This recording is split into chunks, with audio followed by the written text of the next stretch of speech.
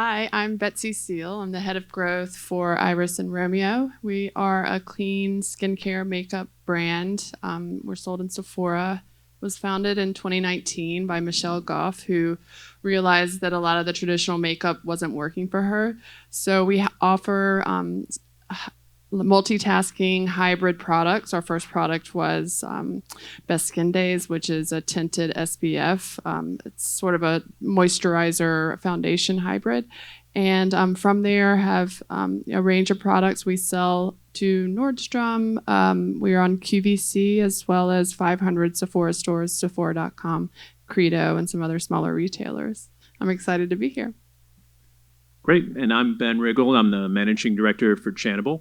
What Channable does is we help you list and optimize your products across about 3,500 different channels globally. So if you've ever tried to expand on Amazon or Walmart and hit some walls with errors and those types of things, that's what we help prevent and help you do that at scale, and also giving you more time to focus on some of the more fun parts of the job as well, which we've heard a lot about. Hi, my name is Amos Lavian. I'm the founder of Dermelect. We are a targeted solution range focusing on key areas of concerns, covering both skincare and nail care wellness. Amos, I'm actually going to start with you. So there's a lot of beauty brands and founders in the room today. So as one yourself, how do you cut through the noise in such a crowded category to acquire new customers? Good question. First of all, you can only focus on what you're doing. I wouldn't focus on all the other noise that everybody else is doing in the marketplace, because there's deeper pockets, there's funding behind it. When I started Dermelect, we are now, this month, we're going to celebrate 20 years. It's been bootstrapped throughout. We took money that we've made and we've invested it back into the brand. We focused on niche products rather than going into skincare and just going to anti-aging or wrinkle treatments. We focused on key areas of concern. So focusing on perioral lines around the mouth and shadowy discoloration. That's been a hero treatment for us. And that niche segmentation really brought a lot of attention to us. And it's not just your own brand voice. You want to amplify it through key partners. So we talk about omnichannel a lot. Omnichannel can mean different types of influencers, different types of retailers. So we're in Nordstrom's and Macy's and JCPenney and QVC. So those are great name drops, but they reach an audience that we want to touch. And they amplify our message through that. And also influencers, we talk about influencers. I'm targeting a woman that's going and experiencing changes. So she's an older woman. A young influencer on TikTok might not touch her. She's creeping it, she's watching it, but she might not engage with it. So I'd rather have a beauty editor who's got that cred to speak my language. And that formula's kind of worked for us. Yeah, I think finding that niche is super important. Ben, when testing new acquisition channels, how do you decide where to invest first? I think Amos hit on some good points, which is really to understand your audience and your authenticity as well. And what we see a lot at Channable, so we have over 20,000 clients globally, and all of them are trying to expand on different channels. And what we typically see is that you'll get very strong on one channel, and then you'll dip your toe in the water on another channel, and it doesn't work after a month or two, and you kind of give up as well. So I think it's less about the exact channel that you're on, but more about committing to learning the process of new marketplaces or new channels, understanding what the audience is there, how they're responding, and giving yourself time to go and win in that marketplace or on those channels as well without giving up too early. Betsy, I love it when I have stats in my questions as well, so this is great. You've scaled a brand from 0 to 8 figures. What's the first thing you focus on when building a sustainable acquisition plan? Yeah, so we all know acquiring customers, especially for new brands, can be challenging. I think the first foundation you need is a great product, so proof of product and the concept, and that makes my job and the marketer's job a lot easier when we have a great product to support. So at Francis Valentine, I started with that brand from zero and grew beyond 8 figures, and it was really we created the strategy around what the customer wanted. So it was Kate Spade's second brand, and we knew she's famous for her bags. She loved designing shoes, so we started with shoes, and all the data was pointing back to bags. So we pivoted, changed our merchandising strategy, and I think that's when you start to see the growth. So it's like, what's the customer looking for, and how do we provide that? And then I think you start layering. So you build your organic, your owned channels up, and then you can start layering in with paid. I think I like to have all the other channels that are low cost in place first. So make sure you have your retention strategy in place. I know we just had a panel on that. It's so important to make sure when you're driving traffic that you're capturing the customer's information. And then beyond that, start to decide what your CAC, your tolerance, your CAC payback is going to be, and then just continue to push and drive in the efficient channels. And I always go to the most efficient channels first and just continue to layer on and start with the big ones. We know at Meta, we know Google, you need to be there. Beyond that, it's just a layering based on efficiency. Speaking of efficiency, Ben, what are the most common inefficiencies you see in acquisition campaigns, and how can brands fix them quickly? Yeah, for us, what we do is we help with product data as well. So when we look at inefficient campaigns, almost always at a base level, there's missing product data. And that's because, especially now, we're moving into a world where we've been all marketing to people for all of our careers. And now we're starting to market to machines. And what I mean by that is if you start looking at how ChatGPT and other LLMs are looking for your products, they're not looking at keywords anymore. They're looking at context. And when they find those products, they want as much information on them as possible. So we've all built our PDPs to be for people like us. But in reality, what we're going to start to see is that the machines are going to start looking at the PDPs, and they're going to want more information. And if you get that information wrong, even if you surface in the results, the transaction is going to suffer as well. So that's really where we see people driving more efficiency, is get your product data right, making sure you have the right sizing, the right color, those types of things, so that when somebody does see your product, they can go to the purchase point right away. Amazing. Amos, how do you decide when it's worth testing a new product specifically for acquisition potential? So when we want to test a new product, it's another good question. By the way, that Terminator, the machines, it's kind of scary. When we want to bring out a new product, we want to first and foremost make sure it doesn't cannibalize any other products that are in the line. I think that's a key thing that people overlook. You don't want to have copycat items within your own line working against each other.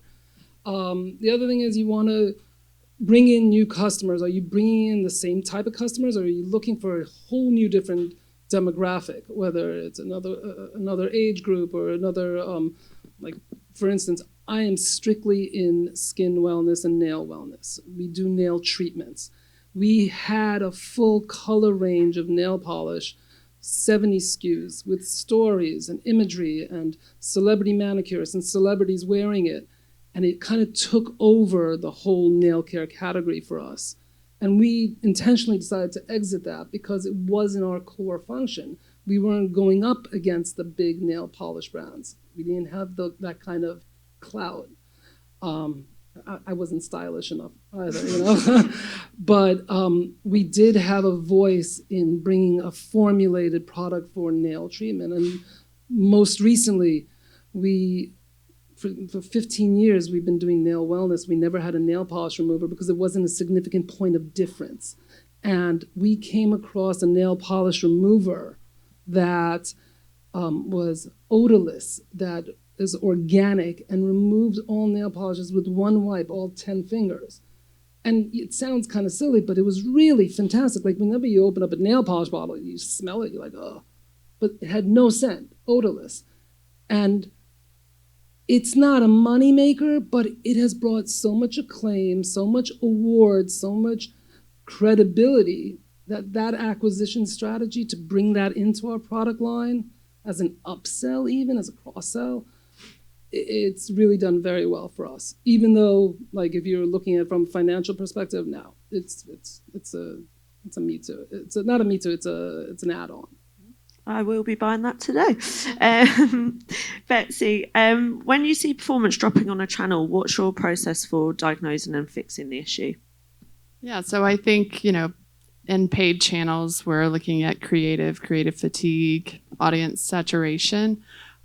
Creative is what drives when we're looking at Meta, obviously TikTok as well. So changing the creative, if it's not working, quickly make a pivot.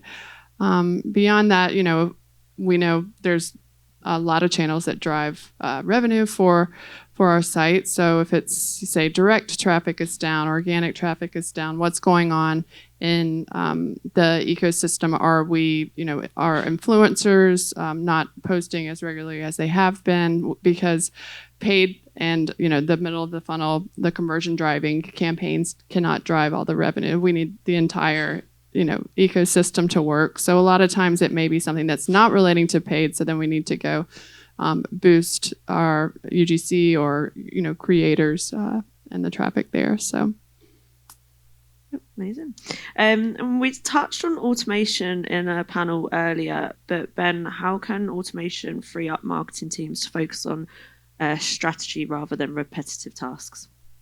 Well, I think for a lot of people in this room, especially so many people who are founders doing everything yourself, what we found is being able to automate things like posting products across marketplaces, expanding into marketplaces, expanding geographically, does leave a lot of time for you to also focus on building your brand. There is so much work that goes into the creative that you guys were all talking about. There's so much money spent on the marketing side as well. But I also know from firsthand talking to founders that they'll spend till 11, 12 o'clock at night just trying to get their product data right, put it in an Excel spreadsheet, trying to get it right so that when those ads show, people are able to convert at the end. And so that's one area we really help people focus on. And if you can solve the product data side of things, get it right for the right channel, then the rest of that strategy can then fall into place.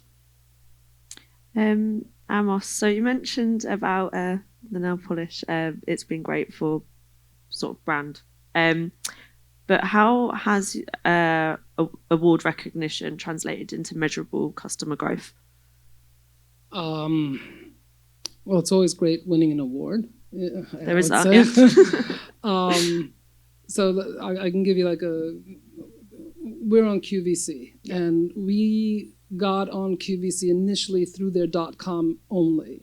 We did not get airtime. It's a very hard landscape to try to get access to. And they have a Customer Choice Award, and we were able to gather up our following, our community, and have them drive votes to QVC.com just through us being on .com, where we won the Best Nail Product Customer Choice Award. And it's one thing to win it from a panel of beauty editors.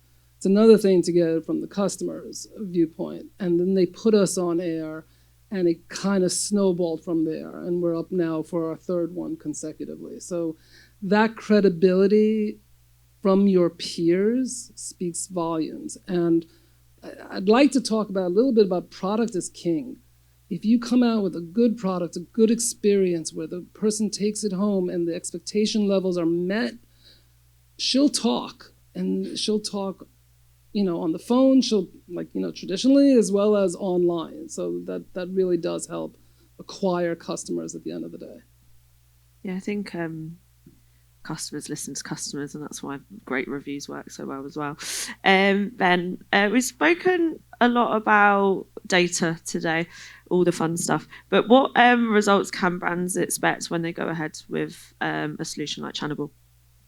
Well, I think it's really when you decide to make that choice is, the results are going to speak for themselves when you start to get the data right, and then you're able to optimize on that data. So, we talked a little bit about Google, for example. A lot of people are using PMAX campaigns on Google, for example, where you're turning over a lot of your control to Google.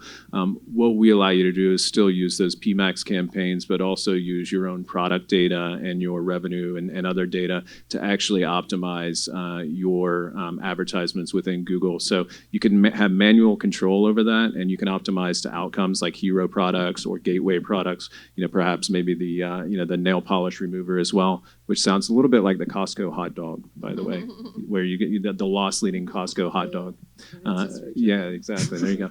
As well. So you can use that as a way to be a little bit smarter about how you acquire customers without having to kind of go back to a manual bidding type scenario. And you can do that across a lot of different platforms. Great. When I started this panel, I didn't know we'd be talking about hot dogs by the end of it. And then super fast, because I'm going to get shouted at for going over. Quick fire, starting with Betsy, the most underrated acquisition strategy for 2025. I wouldn't say it's going to be the biggest channel, but definitely a place that we're spending some time is an affiliate and Shop My and micro influencer seeding. For me, I would say it would be on Reddit and other kind of organic areas. Yeah, I agree with both of them. But for us, what's surprising, lives. Lives really work well, whether it's on your own website or on Amazon Live. Surprisingly. Yeah. Thank you so much.